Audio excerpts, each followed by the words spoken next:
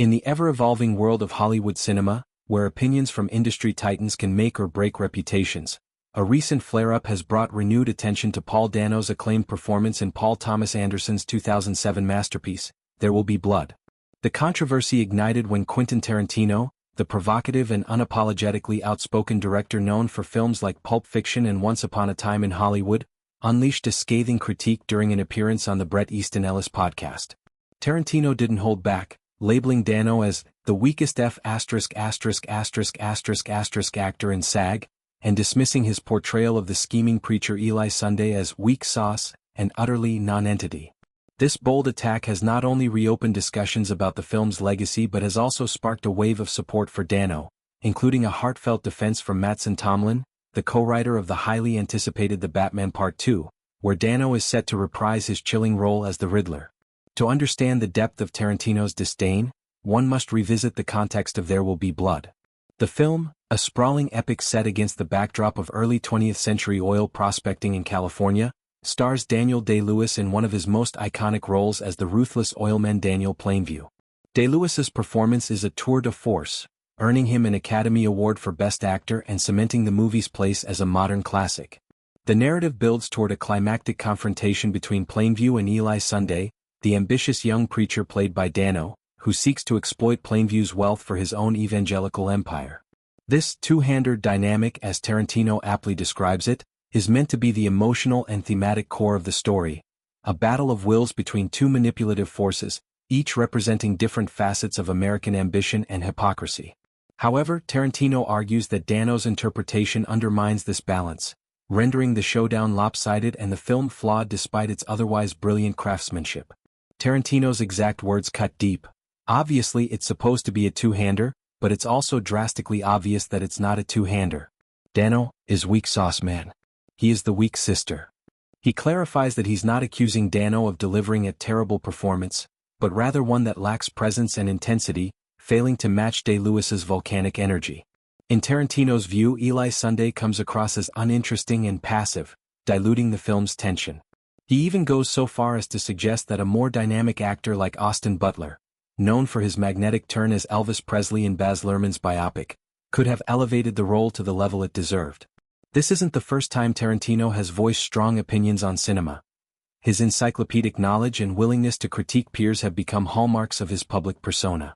Yet, this particular jab feels personal, especially given Dano's rising status and the reverence There Will Be Blood commands among critics and audiences alike. The backlash was swift, but so was the solidarity. Enter Mattson Tomlin, the screenwriter behind DC's upcoming The Batman Part 2, directed by Matt Reeves. Tomlin, who has collaborated closely with Dano on the script, took to social media to champion his colleague in a post that resonated widely. "I am really pleased to see so many people cheer on Paul Dano this week," Tomlin wrote. "Not only is he a terrific actor, but he's an astonishing director who exudes control and tremendous empathy." This endorsement carries weight, coming from someone intimately involved in Dano's next major project. In The Batman 2022, Dano's Riddler was a standout, a cerebral villain whose psychological warfare against Robert Pattinson's brooding Bruce Wayne redefined the character for a new generation. Fans and critics praised Dano's ability to infuse the Riddler with a quiet menace, making him less a cartoonish foe and more a mirror to Batman's own fractured psyche. With The Batman Part 2 slated for release in 2026, Tomlin's defense underscores the anticipation surrounding Dano's return, where he'll likely delve even deeper into the Riddler's anarchic brilliance. Dano's career trajectory offers a compelling counterpoint to Tarantino's dismissal. Born in 1984 in New York City, Paul Dano emerged as a child actor with a knack for portraying outsiders and misfits. His breakthrough came in 2006 with Little Miss Sunshine, an indie darling that captured the dysfunction of a road-tripping family. As the nonverbal teen Dwayne Hoover, Dano's expressive silence stole scenes, earning him a Screen Actors Guild Award nomination alongside co-stars like Abigail Breslin and Steve Carell.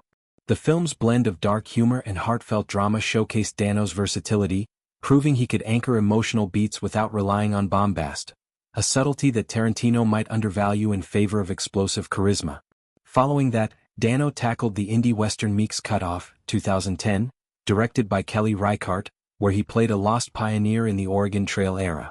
His performance, marked by quiet desperation and moral ambiguity, highlighted his affinity for slow-burn narratives that prioritize atmosphere over action. Reichardt's minimalist style demanded actors who could convey volumes through restraint, and Dano delivered, contributing to the film's cult status among cinephiles. Then came There Will Be Blood, a role that, despite Tarantino's critique, is often hailed as Dano's most transformative. At just 23, he went toe-to-toe with Day-Lewis, embodying Eli's oily charisma and underlying vulnerability. Critics like Roger Ebert lauded the film's searing intensity, with Dano's contribution seen as pivotal to its exploration of faith, greed, and power.